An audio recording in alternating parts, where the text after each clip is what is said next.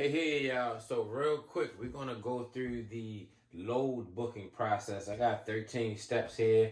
You get to the bottom and then you can repeat. A lot of people are talking about trucking, and even in my instance, I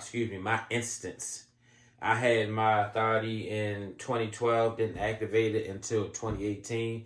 So there was a 6 year gap where I didn't know what the next step was. So the first thing in the load booking process is you're going to have your authority. Your authority is your MC and your DOT number. But not only are you going to have your authority, your MC and DOT number, you're going to have active insurance. Why?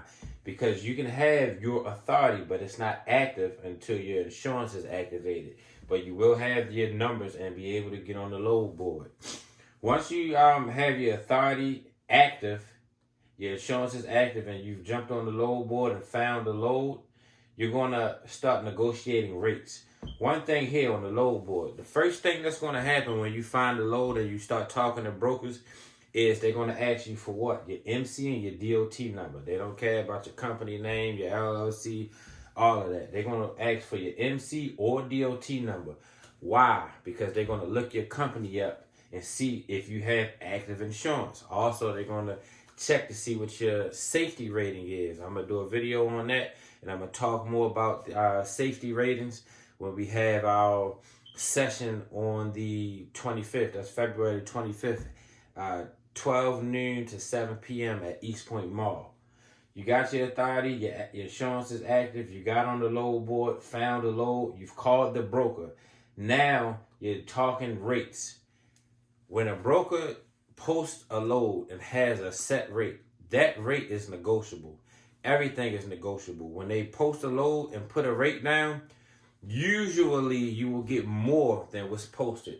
A lot of load boards or brokers will post loads and not have a rate because they want you to call, give your offer in hopes that you will lowball. There are times where there are rates where they'll say this is a firm rate. That means that load doesn't have a lot of money in it and they have to stick to their guns in order to survive. And there are times where brokers will take less money than they were actually paid and actually operate at a loss. Why would a broker do this? Because they want to maintain relationships with their shippers. That's one load. As a truck driver, you're looking at load by load. As a broker, they're looking at tens, dozens, maybe 50 loads coming out of one warehouse a week. I talked to one broker and they had 60 loads coming out of a warehouse that week. So sometimes a broker will take a loss, not rare, but after you got on the load board and you found the load, you start calling brokers, you want to start negotiating for the rate. Once you negotiated a price that both of y'all agree on, if you've never worked with that broker before, you're going to have to do what's called a carrier packet. A carrier packet is sort of an application to work with the broker. You're going to have to send them to your W-9, your insurance, a copy of your authority, all of your legal documents to get you set up and registered as a carrier for them so you can work with them. Once that happens, they're going to send you a rate confirmation if everything checks out. Also, while they're checking you out during the carrier packet, you should be checking them out as well. I've had times where I've booked loads quick because I was either in a jam, needed to get out of there, or it was paid enough where it was worth the risk. And then you deliver the load and find out that your factoring company doesn't accept them as a broker. And then when that happens, you have to collect directly from the broker as opposed to your factoring company paying you the same day or the next day after the load is delivered.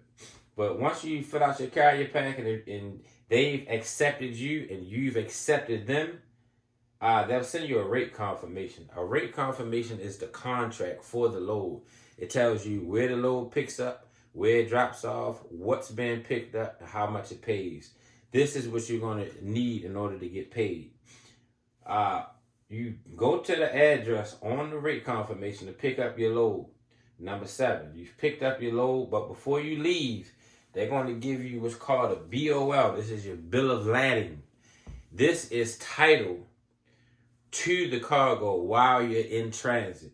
This is also what you're going to need in conjunction with your rate com in order to get paid. Now, when you pick up your BOL, It'll have the details of what you picked up.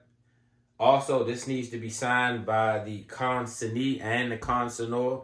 An easy way to remember which is which. The O's give, the E's receive. So the consignor is sending the load. The consignee receives the load. You get this signed when you ship the load. So you pull off. As you're delivering the load, after you've been loaded, brokers will do what's called a check call, or they will require you to sign up for tracking.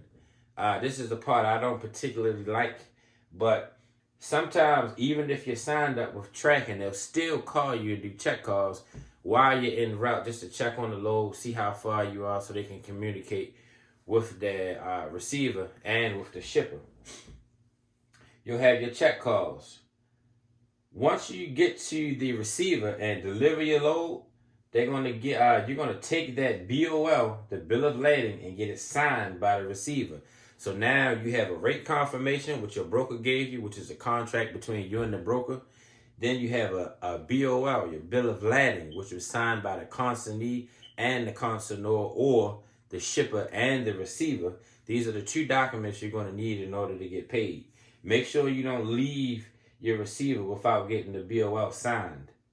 Once you have your rate confirmation from your broker and your signed BOL from your shipper, signed by your shipper and your receiver, you send all documents over to your factoring company. Make sure you have all corners of your documents in the page. Make sure it's not too blurry, and make sure the signatures are legible. Well, not legible, but some brokers like Landstar require you to circle where the signatures are. So once you send in all your documents to your factoring company, you're either going to get paid by the same day or the next day. My first factoring company, I had to get my paperwork in by 11 a.m. in the morning, and I would be paid the next day. The factoring company I use now will pay me in an hour if they send it to my fuel card, or they can ACH me.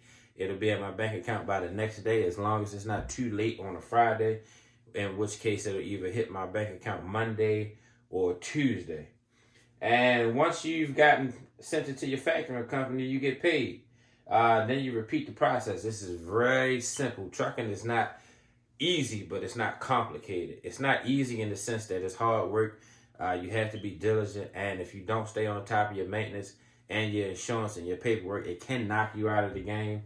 But booking loads and getting money is easy. Have authority, which is your MC and DOT number.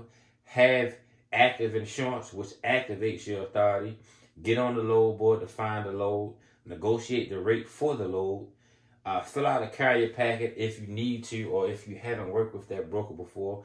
Any broker, your first time working with them, you'll have to do a carrier packet.